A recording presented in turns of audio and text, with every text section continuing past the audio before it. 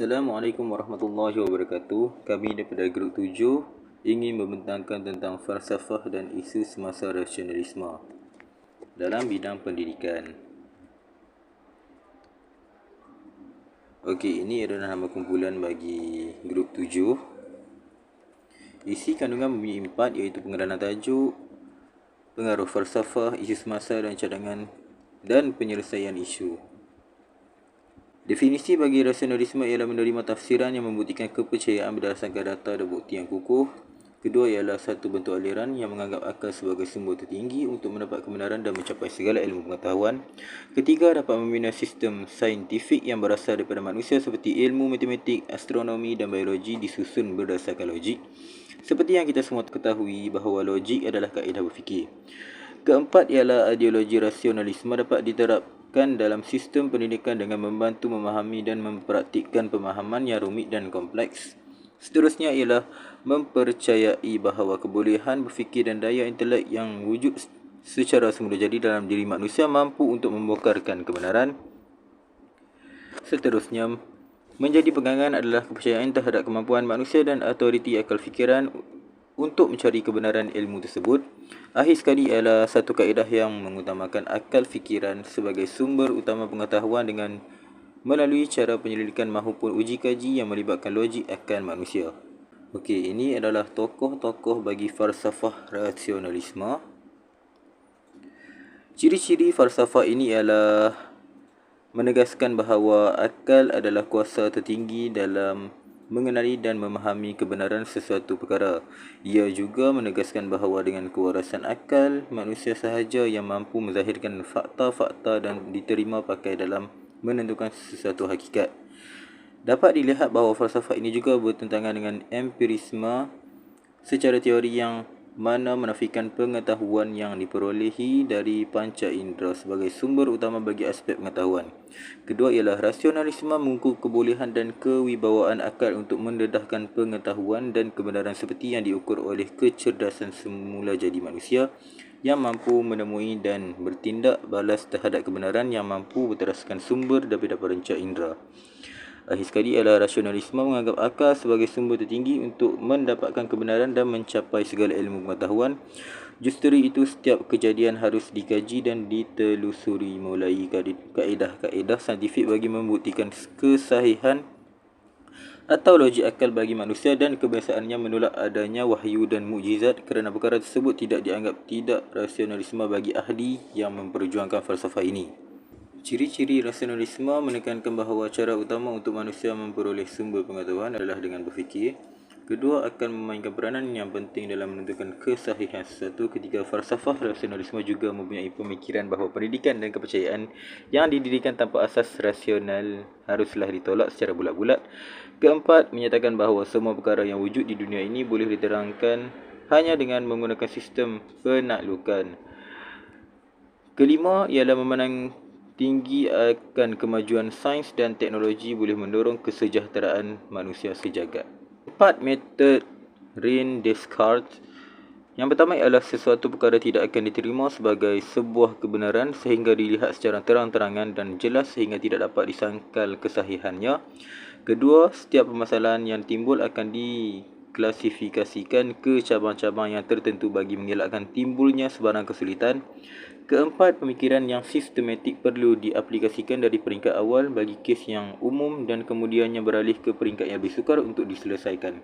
Yang terakhir, proses untuk pemeriksaan dan pencarian maklumat dalam menyelesaikan hal sulit dengan membuat pertimbangan yang lengkap dan menyeluruh sehingga yakin tiada sebarang maklumat yang diabaikan. Kumpulan-kumpulan yang terpengaruh bagi rasionalisme ialah aliran rasionalisme juga sangat sesuai untuk era pengetahuan moden kini di mana dunia teknologi harus berkembang.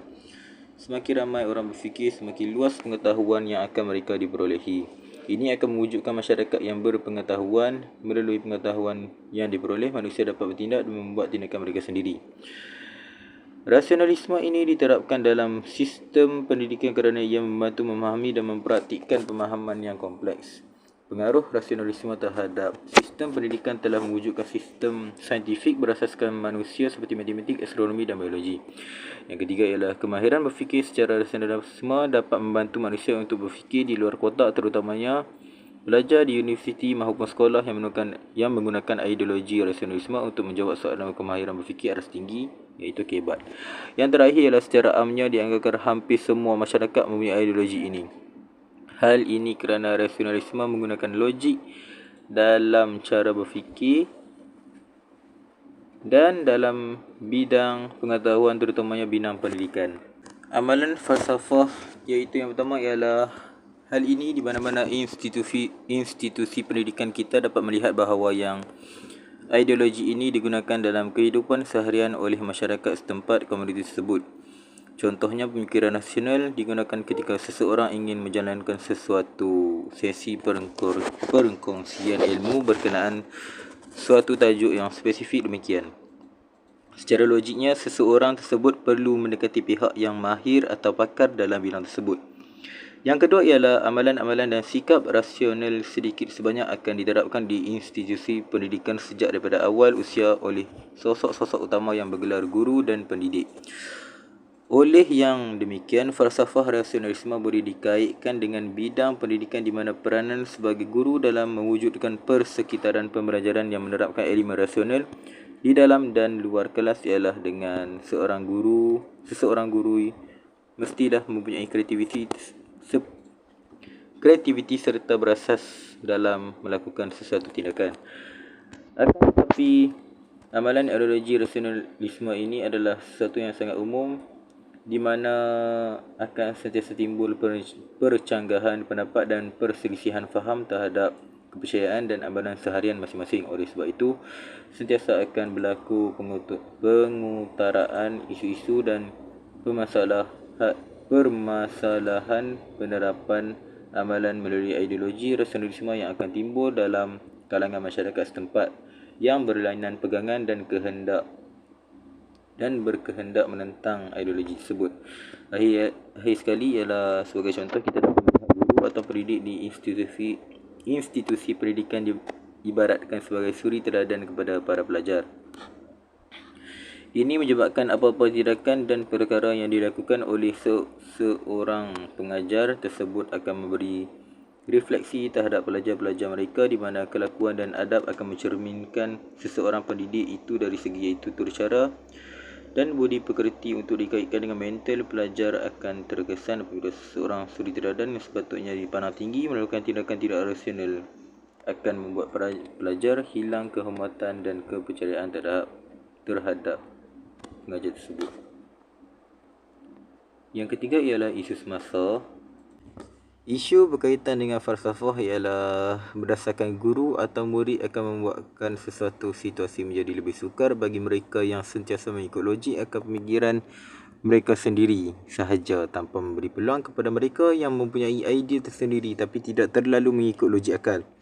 Perkara ini akan menjadi isu juga apabila cikgu matematik kurang mahir dalam rasionalisme, iaitu berfikiran secara logik. Yang kedua ialah Yang kedua pula ialah isu ponting kelas yang berlaku dalam kalangan murid sekolah rendah. Tingkah laku ini semestinya akan mendatangkan kesan buruk terutamanya kepada murid itu sendiri, memandangkan perbuatan tersebut akan menyebabkan dia boleh tercicir dalam mata pelajaran yang akan memberi kesan kepada pencapaian akademiknya. Yang terakhir ialah adakah cara pemikiran rasional ini dapat membantu murid dalam membina daya pemikiran yang kritis, iaitu cara berfikir aras tinggi. Salah satunya adalah dengan latihan memahami konsep kebat. Tindakan kumpulan yang dipengaruhi falsafah. Yang pertama, memberikan latihan yang dapat meningkatkan tahap pemikiran murid untuk berfikir secara kreatif tetapi masih lagi di dalam konteks logik, sebagai contoh dengan latihan kebat di peringkat sekolah menengah. Yang kedua ialah memikirkan cara yang efektif untuk mengatasi permasalahan ponting sekolah, sebagai contoh dengan mencipta suasana di kawasan sekolah yang selesa dan menarik untuk murid-murid belajar seperti persekitaran yang cantik dan bersih. Yang terakhir ialah cadangan penyelesaian isu. Bagi rukun negara ini ialah wujudnya sistem pendidikan yang mempunyai perlembagaan seperti pendidikan di Malaysia mempunyai sistem yang khusus peraturan dan undang-undang yang logik seperti penting untuk pelajar mengikutinya bagi melahirkan generasi masa hadapan dan menelak sebagai isu berkaitan kaum dan lain-lain.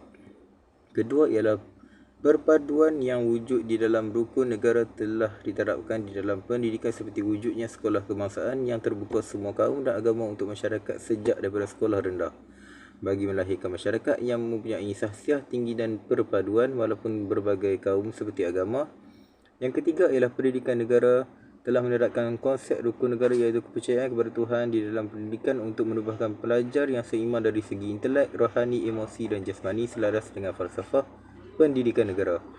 Tiada isu berkaitan dengan subjek tentang agama. Yang terakhir ialah pihak Jabatan Perpaduan Rakyat Jabatan Perdana Menteri dengan menubuhkan kelab rukun negara bagi peringkat persekolahan dan sekretariat. Rukun negara adalah bagi peringkat mahasiswa yang bertujuan untuk menghidupkan penghayatan rukun negara di kalangan generasi muda. Falsafah pendidikan kebangsaan ialah pengajar menunjukkan sifat pekerti yang mula dengan menunjukkan sikap yang baik supaya dapat dicontohi oleh pelajar, memupuk cinta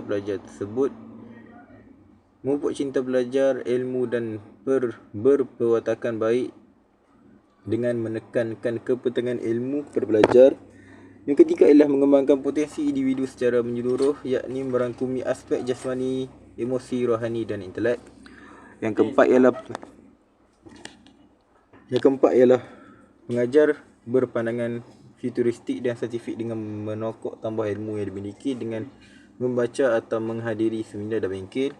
Yang kelima ialah melahirkan sesuatu masyarakat yang progresif dengan menekankan kaedah inquiry penemuan dan kaedah pendapatan. Yang terakhir ialah melahirkan sesuatu masyarakat yang berdisiplin dengan menitik beratkan nilai-nilai seperti ketetapan masa dalam kalangan pelajar.